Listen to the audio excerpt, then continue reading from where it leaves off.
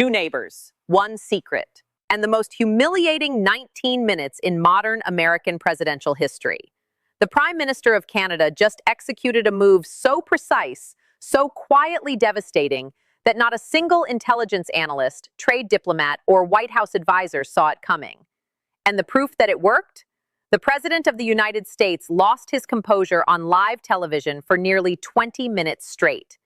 If you want to understand why that matters more than the deal itself, stay with me.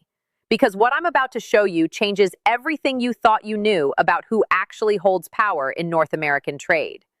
Mark Carney and Mexico's president just signed the largest bilateral trade agreement either nation has ever negotiated. A comprehensive, fully operational free trade corridor between Canada and Mexico, structurally, legally, and permanently excluding the United States.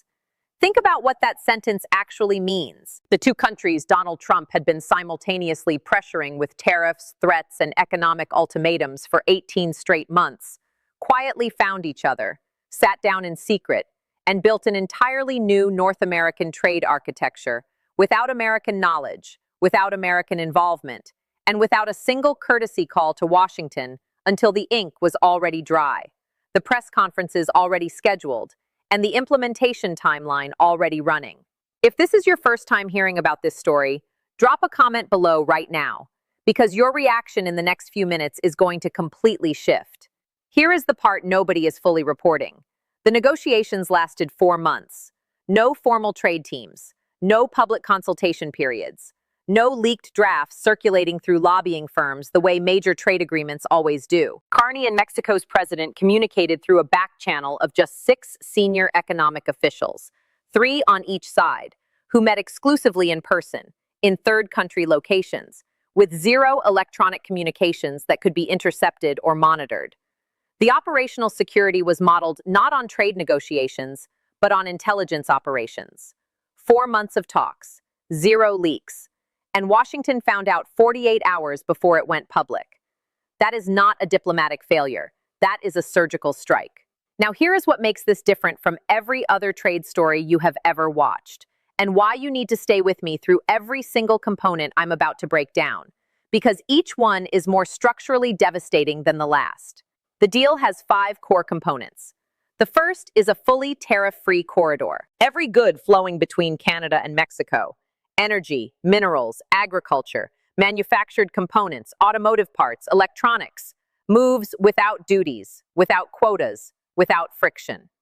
The combined market created is approximately 70 million people with a GDP exceeding $3 trillion.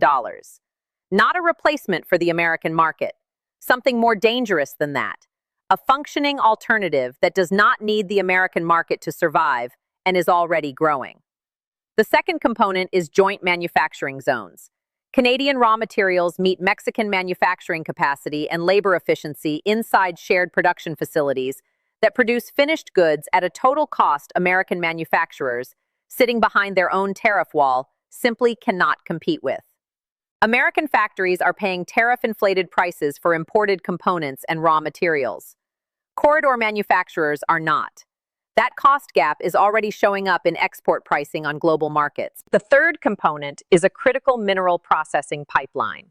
Canada's raw minerals are processed jointly with Mexican industrial infrastructure, funded by South Korean and Japanese capital, and exported into global technology and defense supply chains without touching the United States at any point. The minerals that the Trump administration had classified as national security assets and had been working to anchor into American supply chains are now flowing through a parallel system the United States has 0 regulatory authority over and 0 commercial leverage to redirect. The fourth component is a reciprocal investment framework that makes the corridor politically impossible to dismantle. Canadian capital flows into Mexican infrastructure, energy, and manufacturing. Mexican capital flows into Canadian resource development and technology. The financial returns generated by those investments create their own constituency, businesses, workers, communities, whose economic survival depends on the corridor continuing. Even if a future government wanted to dissolve it, the financial architecture makes dissolution too costly for the people living inside it. And then the fifth component, the one that three former United States trade representatives independently called the most elegant structural checkmate in the history of American trade policy. The Third-Party Market Access Clause.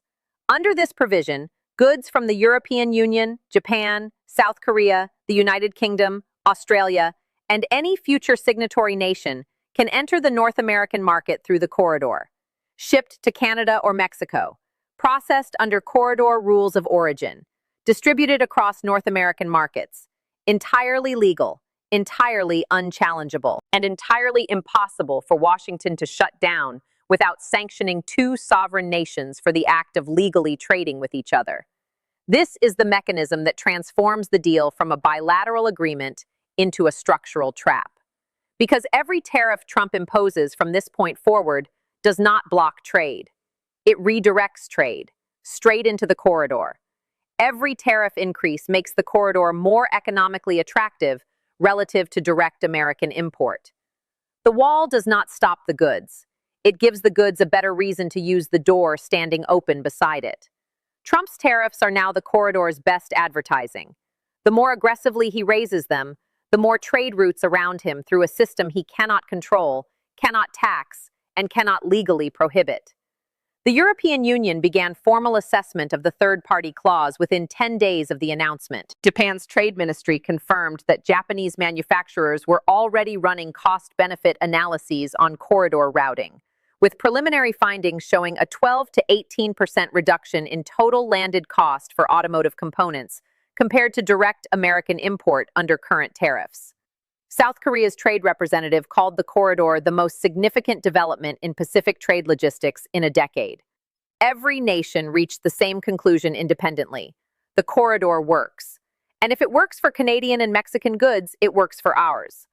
Then Warren Buffett weighed in. And when Buffett speaks on competitive markets, the serious money listens. In 6 decades of watching how dominant players fall, he said, the most reliable path to building an alliance against yourself is to pressure two competitors at the same time. It feels like strength.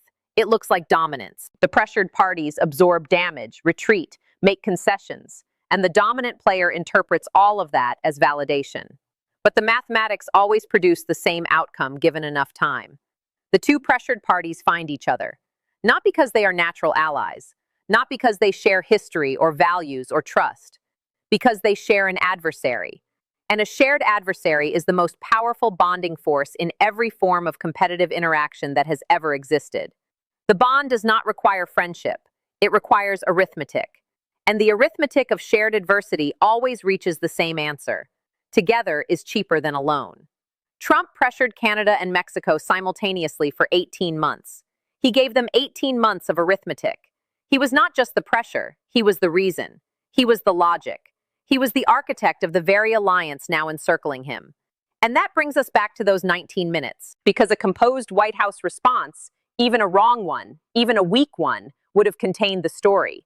It would have allowed the administration to frame the narrative, buy time, and project control. Instead, the world got something it had never seen across any previous phase of this confrontation. Genuine, unscripted, undeniable anger from the president himself. In a press conference, his own communications staff reportedly tried to cancel 3 separate times. The rage was not strategy.